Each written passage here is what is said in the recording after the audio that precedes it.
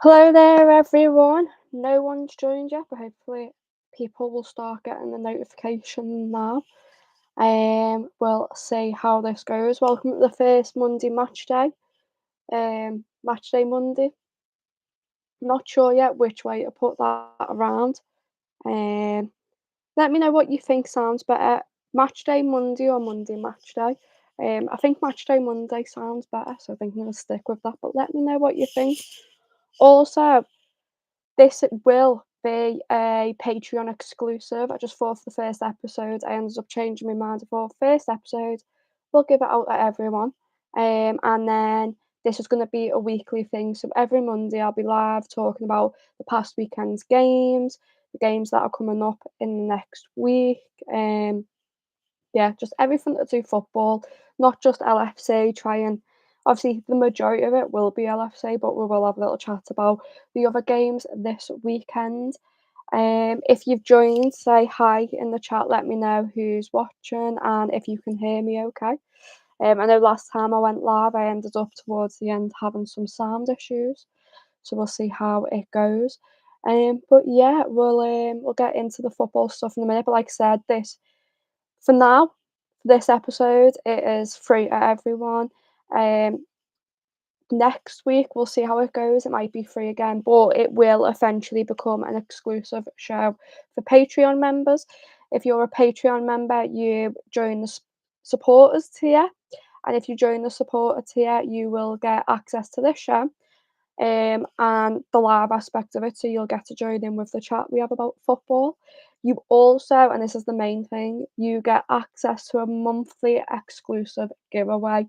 This month's giveaway for September is a signed Robbie Fowler Anfield Road sign, which is actually from the day that we unveiled his mural on Anfield Road. So that's pretty cool. And then also two limited edition coins from the club, and one is Mo Salah and one is Jurgen Klopp. Now, this Jurgen Klopp one is sold out everywhere. You can't get it. You can get it online, but people are obviously overcharging online because it was very sought after.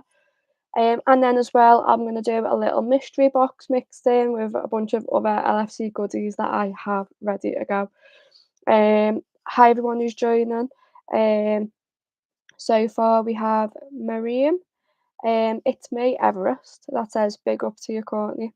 Hi, thank you. Jerry Mouse, hello. Jason Roberts, hi. Reese Ward, hi Courtney, how are you doing? Not too bad. I feel like this weekend's been a good set of matches for us. And it's me, Everest, again, saying big up chat. Yeah, if you're in the show watching it, make sure you join the chat. The chat is where we're going to be interacting the most. Um, so yeah, like I said, join Patreon. It's linked in the description below. Veronica, hi from Southampton. Hi, Veronica. But yeah, that being said, let's get into this weekend's football now. For Liverpool, I feel like this game, Bournemouth, was a lot bigger than what it would have been just over a week before the game. I think before the Forest game, we were looking at the Forest and Bournemouth games, not thinking much of them. Yasin and Turkey, hi. And then obviously, a week ago on Saturday, we played Forest. And a bit of a shock performance and shock result from us. We got beat 1-0 by Forest. Wasn't the best performance, very slow. Then we played AC Milan midweek, came back, bouncing right back, and then we go back into the Premier League to play Bournemouth. I think any Liverpool fan will say we were a little bit sceptical, a little bit nervous, didn't know what to expect. But we ended up absolutely dominating the game 3-0. I will say though, that first goal, which got ruled offside for Bournemouth. We had warning signs before that and we didn't react. That goal happened and then we came alive. Luckily, obviously, it was offside, but if that stood, it might have been a bit of a different game. But I do think we came alive after we saw, right, we need to pick our heads up here, talk to each other, sort of thing. If you keep seeing me looking here, I've got notes. So we'll see how that goes. Yeah, that first offside goal from the Cherries almost made my head lose it, but I'm glad we got the W, and that's from It's Me Everest. Yeah, it was it was one of the moments again where I sort of went, "Oh, we're going back to the way we played against Forest." But I will say, I think that first half of the first half was the worst we played all that game. I think the best football we played was the second half of the first half, if that makes sense.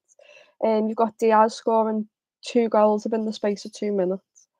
I think Diaz was our man of the match, arguably. Kelleher done really well as well. I feel like making saves to keep us in. But for me, I think Diaz absolutely on fire that game. I was watching back the highlights before just to get like refreshed on the game. And yeah, some of like obviously I was in the Kop and I was towards the back, so some of the chances earlier on were obviously at the other end of the pitch to me. And I couldn't see them as clearly, but watching them back, if he stays on form, Diaz, he's got the capability of being our player of the season. Now, we need to talk about someone else everyone absolutely loves, Darwin Núñez.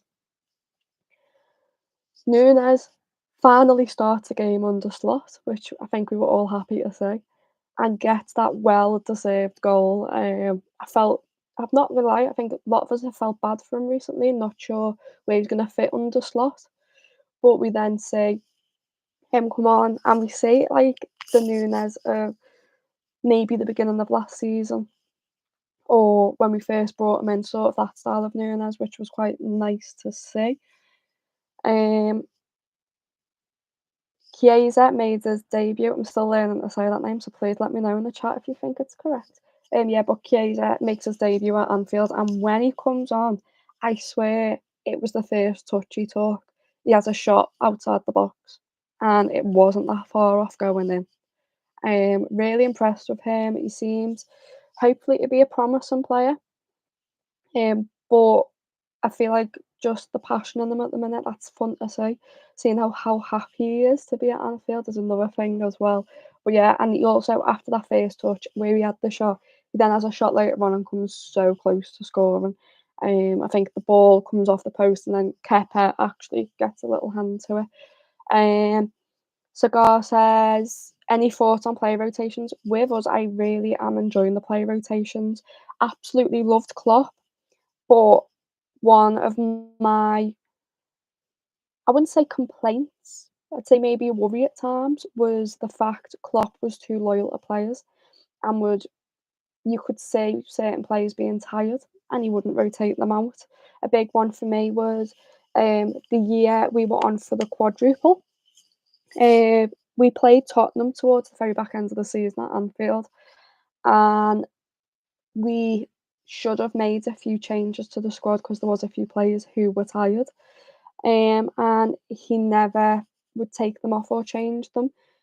So that is a nice, refreshing thing from Slot that he's not afraid to do that. Obviously, at the minute, he's got no loyalties to players. Could we see that change as the season progresses? But we don't know. It's going to be an interesting season, this one. Moving on from our game now, biggest match possibly of the season. For anyone who isn't a Liverpool fan at the minute. Evening, Doug. But yeah, so Man City taking on Arsenal at the Etihad. I think even for us, it's a big game to watch because either of them dropping points if we're in this title race come Christmas. Massive this game for us, the way it's gone. So obviously, anyone who watched it, 2-2 it finished up, which I think before the game, if you'd asked any Liverpool fan, they'd be swaying towards an Arsenal victory or a draw. Watching the game, it was getting to the well, just throughout the whole second half, I was thinking if they can get a draw from this, it's going to be amazing because I think I'll get into how the game went in a minute, but anyone who watched the game will also probably agree with me on this. If City come back and win, yeah, it's 3 points to City. I don't think the performance would affect them much because they were playing against a 10-men Arsenal for that second half. Arsenal managed to hold on to that victory. That is a massive, massive morale boost for Arsenal. They've managed to go down to 10 men, managed to play a whole second half against City where they've had barely any touches in the opposition's box or the opposition's half. And if they manage to get that win, that's going to do amazing things for their mentality, telling you that now. Did end up though in the 98th minute, Stones getting the equaliser. I think there was only supposed to be 97 minutes of added time, but then we got told it was going at 99 because of everything that was going on. But yeah, so obviously it started typical way you'd expect it to start. City scoring with Haaland. Um, Typical Haaland sort of goal, really. I don't think there was anything special about it. Then we had Calafiori, Fiori. Again, I'm terrible at pronouncing names. Coming back with a brilliant goal for Arsenal outside the box, making it 1-1. Brilliant, brilliant, brilliant goal, by the way. Get the chance to watch it back if you want. He's defender, and the goal he scores is, if any of our players scored it, we would not shut up about it for the whole season. I feel like it is a really, really good goal, which then led to, and I can see some people in the comments mention it. Ashcroft has mentioned it. Pep Guardiola, and I say this all the time, if the game's not going City's way, Pep's head goes. And it was proven in that moment. Pep kicks out at his chair. And to be honest, I'm surprised no one reacted on the bench around him, which to me says it happens quite a lot, that sort of anger, but we might not always see it. But I do say Pep's head goes and then the player's head goes. But the player's head did start to go because then on the 46th minute, still in the first half, Gabriel scores and literally I think it's from a corner just before, yeah, it's from a corner because Kyle Walker's like prodding him, isn't he? Literally just before that corner is took and Gabriel scores. Gabriel does exactly the same run except it's Doku marking him on that corner. Gets his head on the ball the same way he did for the goal. He just doesn't hit it on target. He actually hits it over the bar. So again, City had warning signs there. I do think City weren't necessarily the best. We've seen them play in that first half, and obviously in the second half as well. But I'll get into that in a minute. In that first half as well, and I can say again, people in the chat's talking about it. Rodri goes down injured. Now we have had confirmation today that he is quite badly injured, and he will miss the rest of the season, according to Man City. So it's not it's not something you want to see. I don't want to see any players being injured for a season. Like, them sort of injuries are not nice for any team, any player to go through. But that is a massive boost for the rest of the teams, us, Arsenal, anyone else who starts battling it for the top of the league, because Rodri is such a key figure in that Man City team. Him being out could really, really help us for the league. But again, I wish that isn't why he's not playing, sort of thing. Um, just checking. Yeah, for me, man of the match in that game was Raya in goal for Arsenal that second half. Like I said, they'd gone down to 10 men with Trossard being sent off just towards the back end of the first half. And some of the saves Ryan made throughout the whole game was unbelievable. Doug saying Rodri is City's best player at 100%. Jack, hey Courtney, how are things? Not bad, thank you. Hope you're alright. Um, but yeah, it is like some of the best goalkeeping I have seen this season. Maybe in a few seasons. Wouldn't say I know there's the whole debate at the minute. Best keeper in the world. I wouldn't say he's the best keeper in the world, but he is easily in the top 5 keepers at the minute. I have got some stats here that I took down. So attempts on goal. Man City had 33 attempts on goal to Arsenal's 5. Yet somehow Arsenal managed to hold on to a draw, which I think is unbelievable. Definitely would if you're someone who's interested in defence, watch and just defending like for a point, for a win sort of thing. Definitely go and watch that second half of the City game because the the formation that Arsenal kept and the way they chose who to mark and press was probably some of the best pressing and marking I've seen in them situations before. They did sort of park the bus, but it was actually quite good the way they done it. And then shots on target, Man City had 11. Again, going back to Raya. I'm never sure how to say his name. Um, but yeah, 11 on target.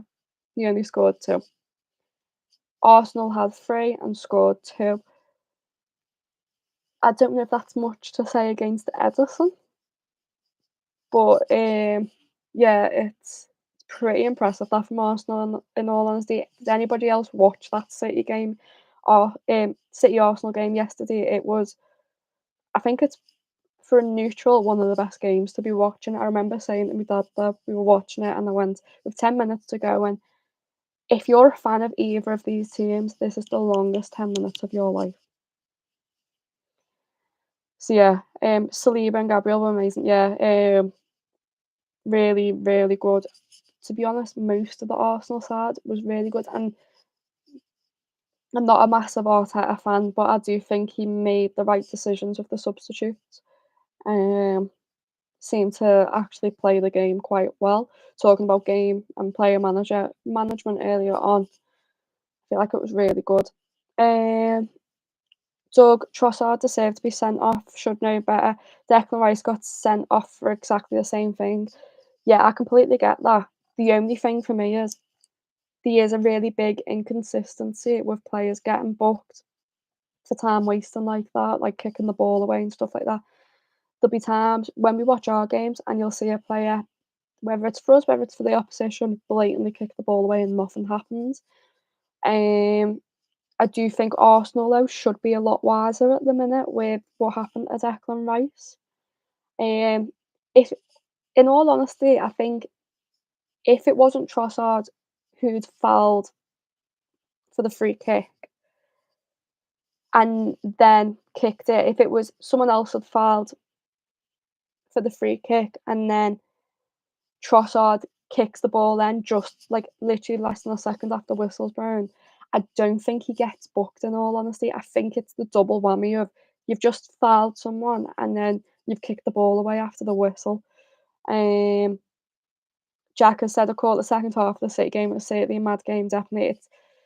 I think it's going to be one of those when it comes to the end of the season or when it comes to the title race, that's the game everyone's going to be talking about, even after City go to the Emirates. I think it's going to be the biggest game this season, and I know we've got to play City in that, yeah. But like I keep saying this in Matchday vlogs, our season is a season of change. It's a season of unknown. So I do think we'll be in the or I think we are currently in the title race, and I do think we will be for most of the season. Whether that's spoken about by the media, I don't know. But I think this is a massive game for this season. A man saying the referees are incompetent 100%. I I will be honest, I used to say Michael Oliver was the best referee in the Prem. I'm not too sure about that now. I wasn't overly convinced with his performance when we were playing Forest in the first half. I know there was a good few chances, but it was a bit like and I do think there was times in the City Arsenal game yesterday where his decisions were a bit questionable. But you know what? Every ref's going to make bad decisions at times, and that I don't think we can blame the refs all the time. It's the VAR situation where you can blame VAR because VAR is not working all the time. Jack is saying, I wonder how many likes we can get on this stream. What are we on at the minute? Well, we've got 31 people watching and 31 likes. So thank you everyone who is watching. I've got my little notebook here, so let me just check what game I've got written down there. Next is a pretty boring game, but I'm going through them all, so these should be quick. Was Palace nil, Man United nil. Now, after coming off a amazing, hard-fought victory for United against Barnsley, I think the United fans must have all thought, "We're back. We've managed to beat Barnsley. That's it. We're back." And they go to Palace and finishes up 0-0. I felt like the Henderson, the keeper for Palace, obviously used to be at United. I felt like he had a somewhat decent game, from what I've seen. United did look to have all the chances, in all honesty. I feel like they just couldn't take them. I feel like we've seen that a lot with us, where we've, especially last season, we'd have chance after chance after chance, and we just wouldn't take them. Um, and it did look like United had that sort of game where they've got the chances, they're taking shots, they're in the opposition's box, but they're just like unable to take it.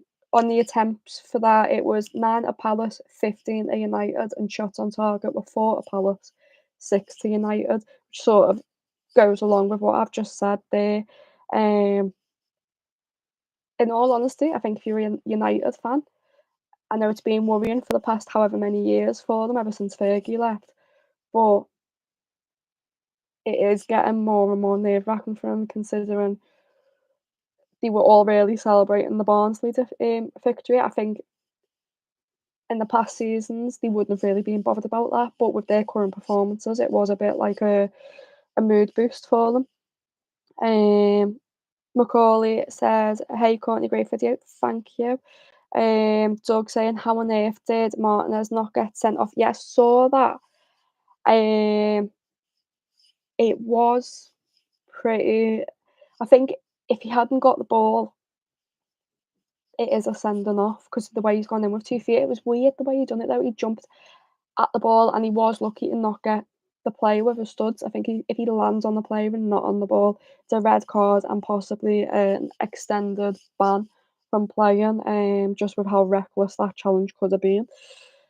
Jack saying United should have won that game. Their their issue is that they are rubbish. Yeah, it's tough for United at the minute. Not that I'm not complaining. I think any Liverpool fans happy, especially anyone who's of a similar age to me, where you were used to when you were younger seeing United be the more dominant of us. Um, but yeah, now they're not even in title contention talks, are they? So let's move on from that one. Next up, I've got Spurs 3, Brentford 1.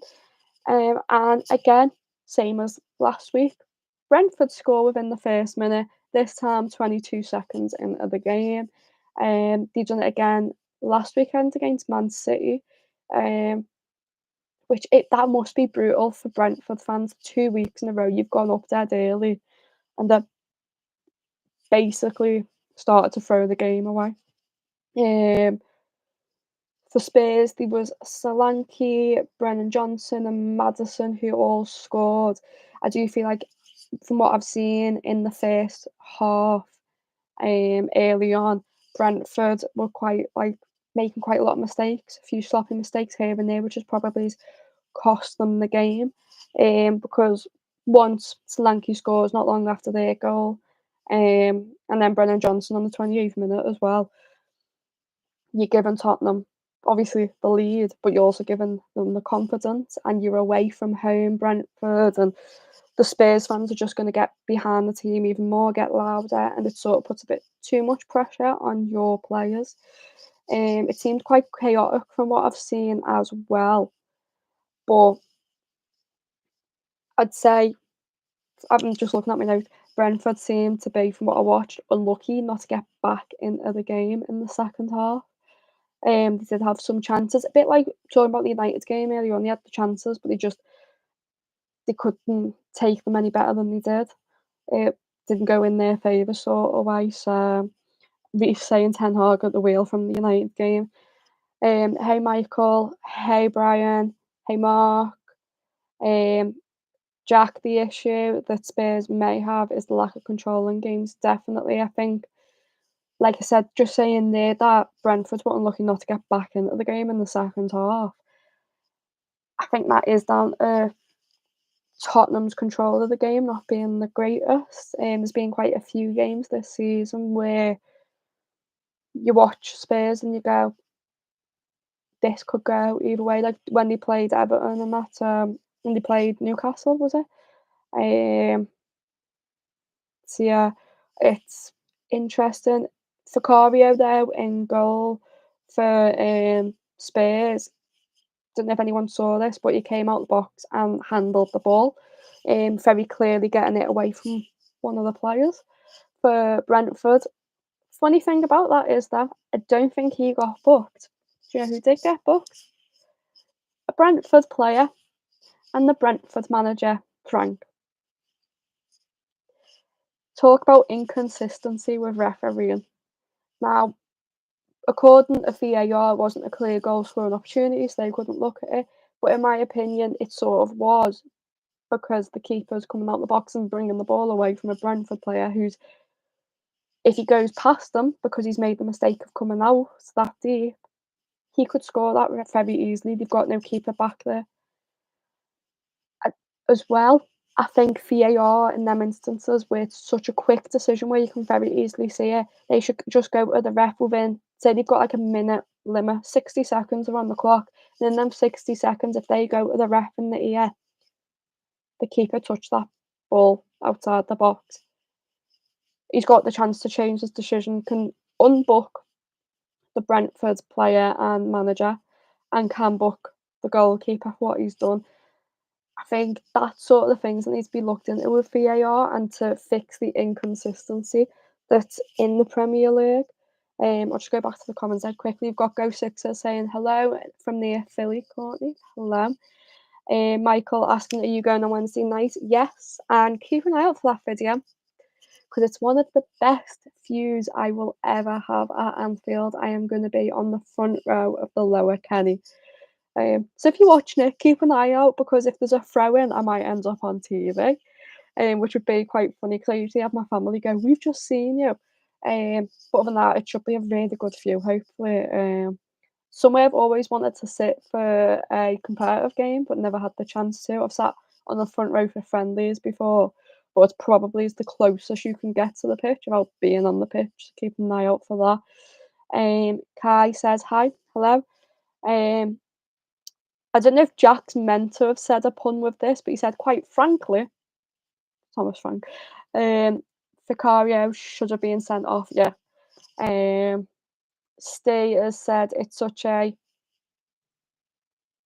P take to Spurs that Arsenal usually double up on opposition wingers, but Arteta didn't because they don't respect the threat of Brennan Johnson and Son one-on-one on the wing. Michael, I'll be there too in my boss's ticket behind the dugout, then got rushed to work straight after. Well, enjoy. That should hopefully be a really good view for yourself as well. Jerry has said he's got offered a ticket in the same area today. There's tickets going everywhere for this West Ham game. I will say if you struggle to get tickets, struggle to get to games, can't afford games all the time, cup games are a really good door opener for you. And if you do struggle for like to pay for games, go online at the minute. There's a lot of people offering their tickets for free. All they ask is you make some sort of donation to the food bank or some other charities. So go and check that out just to try and help people get to the match of it. Callum says hello, hello. Now on Southampton and Ipswich, which ends up in a 1-1 draw. If you get the chance, watch Southampton's goal. Adam Lallana, who used to play for us, still absolutely think we all love him. Brilliant pass from that led to the goal by Diblin. And the fun fact was, when Adam Lallana made his debut, the guy who scored was only 6 months old. So definitely a nice little goal there.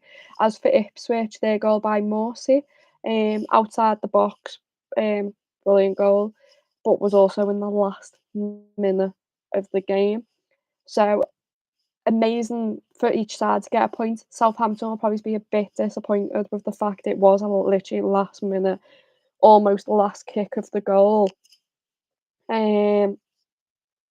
But both of them, who you look, might struggle towards the end of the season with relegation. A point could be the difference for them, so we'll see how that goes. Now, on speaking about relegation battles, I think this definitely will be a relegation battle decider. Well, not even a decider because it was a draw, but Leicester won, Everton won. Everton scored their first point of the season, and we are 5 games in. So pretty happy if you're Everton fan, I guess. Probably the happiest you've been all season. I know obviously I was at the Liverpool game and I had my Apple Watch on getting notifications through, and I saw they went up. And if we're thinking it, Everton fans are thinking it. Straight away, I went, well, you may as well say the -1 because the way they'd been playing, I was fully expecting Leicester to come back and win like 2-1, 3-1 sort of thing, just with the way obviously results have been going for Everton of lately. They played Bournemouth, got beat 3-2 in the last 10 minutes. They were 2-0 up, ended up getting beat 3-2. From what I saw, it was a positive start for Everton. I think it was a pretty positive game. But again, like we were saying about United earlier, they had the chances. They just didn't take them. And I feel like that is a massive problem with Everton. They get chances, they just struggle to finish them off. And when they're not finishing them off, then that opens up for counter attacks. And I wouldn't say the defence is the strongest for them. And that can then sort of the counter attacks, there isn't enough players back. Players are probably out of position. They get caught off. But I do think it is a good point for each side there. Um, Very even game stats wise. Attempts 12 for Leicester, 16 for Everton, 2 on target for Leicester, 5 on target for Everton. Um, but you know what? It's interesting for them. It could, like I say, if either team there stays up by a point, you look at that game and go, that's where the points come from. So see how it goes. Jerry just said he can't afford to go. I'm off on the sick and he'd save for the Redmen party in October. Jerry, like I said, go and check out on Twitter. There is a lot of people. If you check, I'll see the it's the I'll find the Twitter account name. It is sharing a lot of people who are giving their tickets away for free, just asking for a donation or a food bank or something. Which if you can do that, you can try and do that and see if you're able to. It is. Sorry, I'm just trying to find the account for everyone, and I'll show you it because I'm not sure who it is that's sharing them. Um,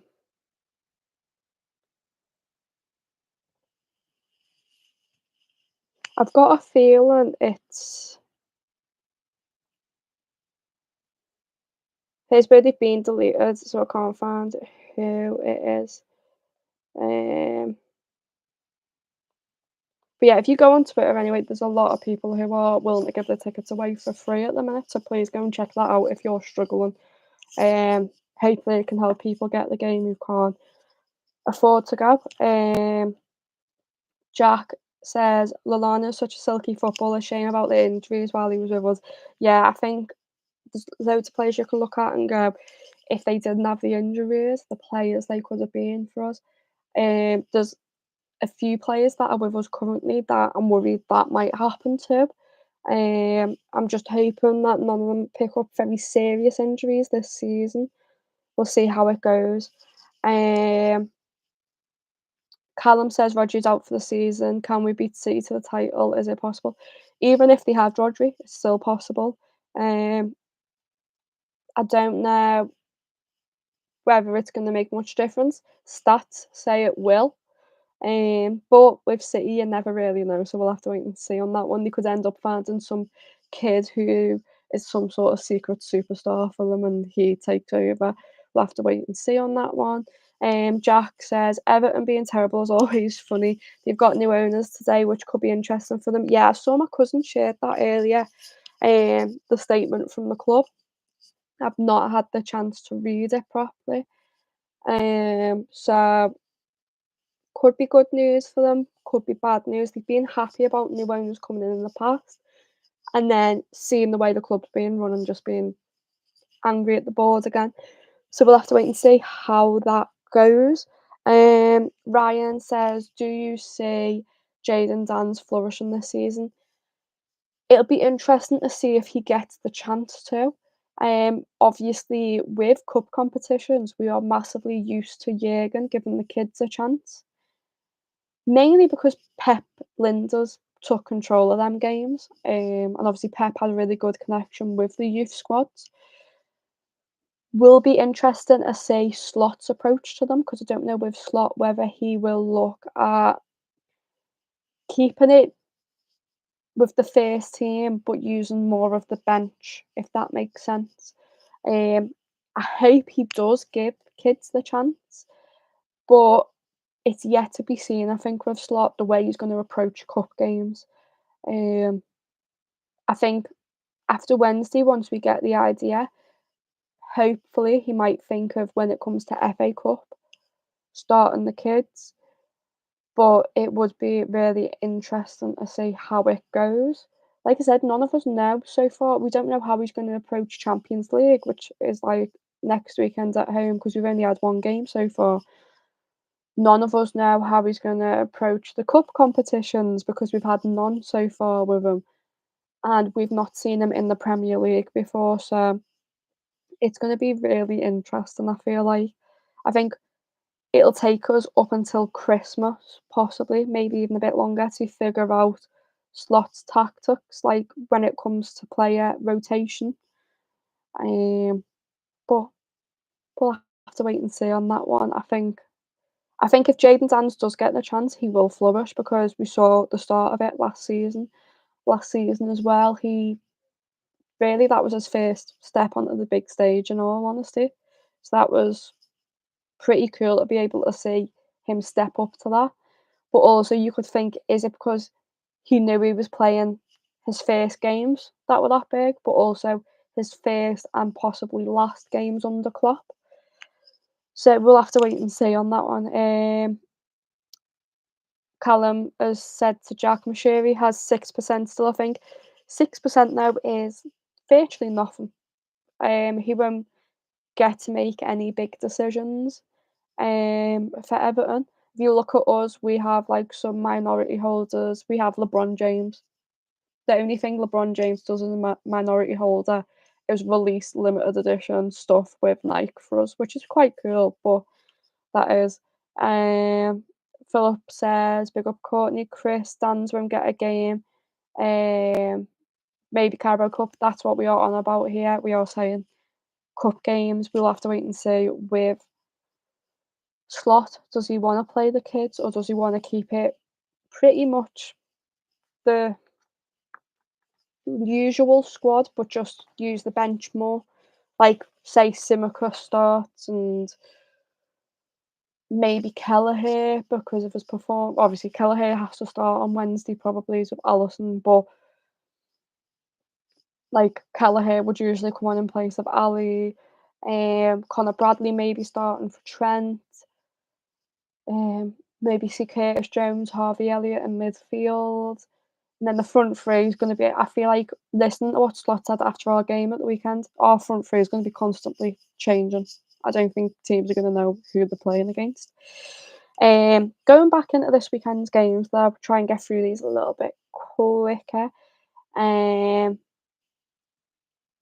Someone said there, Chris has just said about Chiesa hasn't even started the game, he's won a World Cup. Yes, but he has only just joined Liverpool. Like, that is the reason why. Give it a few more weeks, maybe a month, we'll start to see him in the squad a lot more, starting games, rotating in and out sort of thing. But anyways, going back to this weekend's games, a game that upset my Geordie stepdad, Fulham 3, Newcastle 1.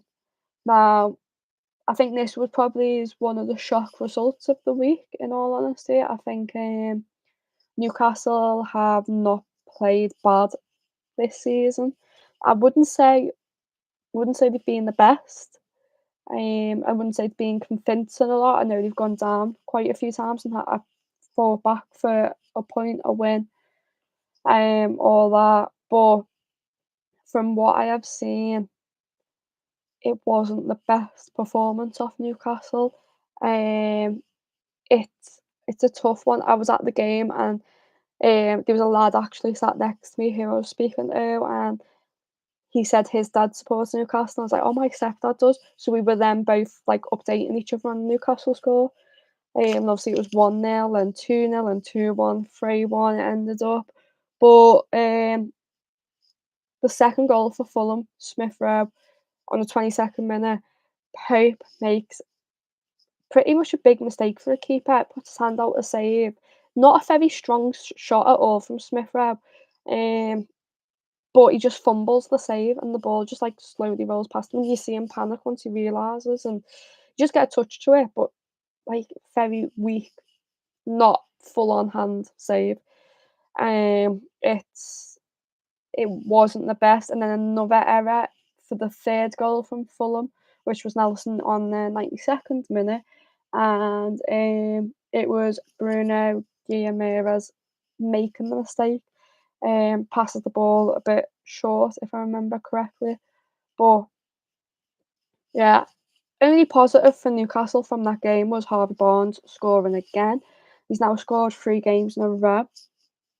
Maybe if anyone's doing FPL this year, if anyone's doing fantasy football, I'd suggest putting Barnes in. He seems to be on form for Newcastle. And this is the thing with Newcastle, they have a team of really good players. Isaac, Joe Linton used to be. I feel like maybe he's coming to the end of that now. But yeah, you've got Bruno, who's usually a really good player. Pope is pretty decent keeper for them. Like I said, Isaac, Anthony Gordon, Fabian Schär's usually a pretty decent player for them. They have got a squad that's got quite a few good players in them that if they were to offer them some of the top six, they'd bite your hand off of them. Like, look at us in the summer, we were trying to get Anthony Gordon from them. They have got a good squad, but for some reason, performance-wise, that's not coming out, and I feel like it's ended up in this result for them against Fulham, where there has been stupid mistakes, but they've ended up, like, completely dropping all points. Another game from this weekend, which was Villa up against Wolves, and that finished up 3-1 at Aston Villa. Um, the second goal from Konza, great ball in from Tielemans. It was a lovely pass in. Duran came on for them and scored the last minute goal. Wolves, though, this was an interesting stat that I saw, have only won one in the last 15, which is pretty surprising because I feel like when you watch Wolves, they're not that bad of a team. I wouldn't say they're the best, but they're not by any means a bad side. And whenever we play against them, seems to be all right. I know they lost a few key players in the summer, but it seemed like that first half they were taking chances and it just wasn't coming off for them. Again, like we spoke about a few teams that seems to be happening to at the minute. But I do feel like with Wolves, they're in a bit of a rut at the minute and they have got tough games coming up. They've got us next weekend. They've got I think they've got City not long afterwards. So it is quite unusual really for Wolves, I feel like, the start of the season. Um, but I wouldn't be surprised if after this tough run of games comes to the end, they find the form, in all honesty. I think out of the two though, obviously Villa did take the chances better, but I would say maybe Wolves had better chances but just couldn't finish them. Um, yeah, it wasn't a good first half from Villa from what I've saw. I'll go through. Um, Yeah, Harvey does currently have an injury, which weirdly he picked up on international break, so I find that a bit unusual. Um, is Alisson's weird kicking technique causing him hamstring issues, or is this due to his heavy red meat diet? Who knows? There is another rumour going around, but I will not say that on here because it was quite funny. Um, but yeah, I'll leave that one. Um, Jack saying Duran looks quality this season for Villa. Yeah, definitely. He seems to be a bit of a super sub for them, which is quite cool. Solanke is doing really good for Tottenham. He's been pretty impressive so far. Um, Wolves are done this season. I really don't see Wolves going down, in all honesty. I think they're playing too well and this team's playing a lot worse than them. That I think as the season goes on, that will show a lot better. I just think they've had a tough start of the season, in all honesty. Um, I'm just laughing at people arguing in the chat over a joke. That's quite funny. Going on to the game that was actually before us on Saturday, the 12:30 kickoff, which was West Ham Chelsea, and Chelsea won 3-0. I would say it was a pretty even game, like performance wise. I wouldn't say West Ham looked really bad. Um, from what I've seen highlights and I saw quite a bit of it at the game. But obviously, anyone who goes the game will tell you trying to watch a game properly before your game at a pub is pretty impossible. Um, I will say though, Jackson's first goal, that run that he done, he gets the ball and he just goes, you know what, I'm going to take this on, and he runs all the way down, runs past the West Ham players. West Ham seemed quite slow a lot of the time. I will say that. Um, And then he takes it on his own and just megs the keeper. Keeper has his legs open, just goes right past. Personally, West Ham should have been marking a bit better and a bit faster. They were quite slow, and didn't seem to move much. But the reason I said I feel like the game was quite like 50-50 was I know later as that game got on, you could see West Ham coming back.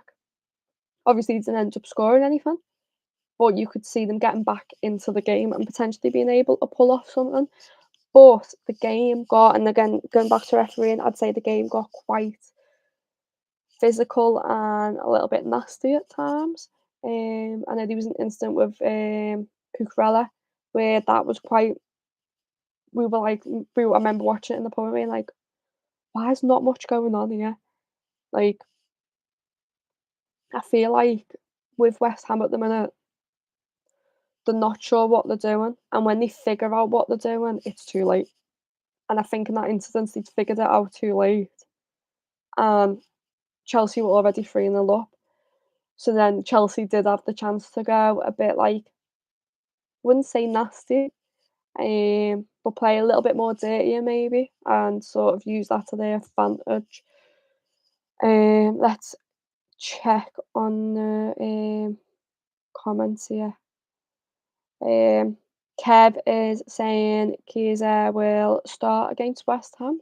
That would be nice to see. He definitely looks promising. I'd like to see him play a good few minutes for us and have a decent chance pretty soon. West Ham looked rubbish in this game, but Chelsea looked really dangerous. West Ham should have had a penalty. Yes, 100%. Chris saying Jackson is on fire. Jack saying I watched the game in Hotel Anfield. I watched some of it in Hotel Anfield, some of it in the fan zone. And anyone who tries to watch it in Hotel Anfield will let you know sometimes you're watching it, sometimes you're talking to someone, sometimes you're speaking to someone you've never met before, or you're just jamming to the music that the Ragamuffins are playing. So it is pretty hard to watch the games. Um, Hi from Colombia. Hello, John. Callum, I would love to see Kelleher, Bradley, Kwanzaa, Gomez, Simicus, Endo, Jones, Gakpo, Chiesa, Nunes, Jota against West Ham. I think possibly I am sort of expecting Slot to go more for the go old school, call it the reserve team, the players you see on the bench and stuff like that, than the kids. But none of us know yet what's going to come, so we still need to wait and see. I wouldn't be mad if that was the starting 11. No, number 6 still. I don't know if I'd say that. I'd say Gravenberch is doing a pretty good job of sort of filling the number 6 role. Um, Chris says West Ham look lost. Don't think Lacatielli, struggle with names so bad, is fit for them. Seen a few glimpses at the end. Kev saying how serious will Slot take the League Cup? I do think he'll take the League Cup seriously. I think he'll take all the cups seriously. Um, I just don't know whether he'd be willing to do what Klopp would do and trust the kids yet. But we'll have to wait and see. Um, do I like Celtic, Courtney? I mean, if I had to support a Scottish team, it probably would be Celtic. Um, Kev saying about the extra games in Champions League, that could maybe affect it, but I also don't think anyone knows that yet. I don't think the managers themselves know fully how the extra games is going to impact them. I think maybe that's a question for next season when they sort of figure it out a bit better with this season. Um, Nicholas Jackson is a defender's nightmare. I don't know if he is, he's getting better. Don't get me wrong, he's getting better, but we've seen not the best from him in the past. We just need to see if he can keep up this form. Anyways, going on to the last, is it the last game? Yeah, the last game on my list. Brighton 2, Forest 2. So Forest, after somehow winning against us last weekend after our poor performance, and they put in quite a good performance for them, to be honest. Obviously, back on the back of a 1-0 victory at Anfield is a massive morale boost for any team. Um, I think it'd be even bigger for a team like Forest than it would be for a team like Arsenal or City. But they go to Brighton, so another tough away game, I'd say. And they end up getting the 2-2 draw. Starting off with Chris Wood getting a penalty. I feel like it was a bit of a soft penalty in all honesty, though. In my opinion, the players just sort of came together. It wasn't a foul. I think if it was anywhere else on the pitch, it's not given as a foul. So it's one of those. I think because it wasn't, from what I was reading and hearing, because it wasn't a clear and obvious error, they didn't go to VAR on it. Now Welbeck's goal for Brighton, free kick, really good shot. The keeper is planted to the ground. The keeper doesn't make a move to save it. The keeper just watched it go past them. Um, both managers were sent off at the same time as well as Morgan Gibbs White was, which means obviously both of their managers now are not on the touchline for the next game. So could be interesting to see if that affects the game in any way. Obviously, players not having your main voice on the sideline for you can sometimes affect it. Maybe it can affect the form of either Brighton or Forest. Brighton doing really well with a really young manager. I hope that manager has a really good career because stepping up so young, like as a manager, he's only in his like early 30s, stepping up to a Premier League pretty decent side and going, yeah, okay, I'll manage them. Could be daunting for a lot of people. So I hope he does well. It's nice to see fresher ideas coming in, possibly, with him being a lot younger than a lot of the managers. But yeah, in my opinion, the Gibbs White thing, two yellows, it was a sending off. Wasn't anything surprising or anything to say really about them other than two fouls, two red cards. Go with the chat for a bit now before we go. That's like all the games. I will get the games up for next week and just go through them quickly. Don't know if anyone's seen those midweek Carabao Cup games. Obviously, we've got West Ham. The Newcastle game has now been moved to next Tuesday, and it is being moved from being away at Wimbledon to at St James's Park because due to the really bad weather in the UK at the minute. Don't know if anybody knows. There's been really, really bad rain. Wimbledon's pitch got flooded, and is now a massive hole with sand everywhere. It looks like a golf course, in all honesty. So it has been postponed. I don't know when Wimbledon are going to be able to play football again on that pitch. But yeah, let's go to the chat quickly. Peter said, could Jota have scored that Nunes goal? Honestly, I don't think so. Every time I keep watching that Nunes goal, it's getting better and better. Obviously, you see it at the match and you go, oh, yes. It was more just the fact it was Nunes who had scored. You're like, yes, Nunes. watching it back as soon as I got home, I was like, I didn't realise it was that good of a goal. Like, it was a really good goal. And you watch it back more and more and you go, how's this Nunes? Because we've not seen it for a while from him. So hopefully that is a confidence boost and like improves his form because he's got the confidence boost. We'll have to see how that goes. Um, the movement in that game was like Salah facts.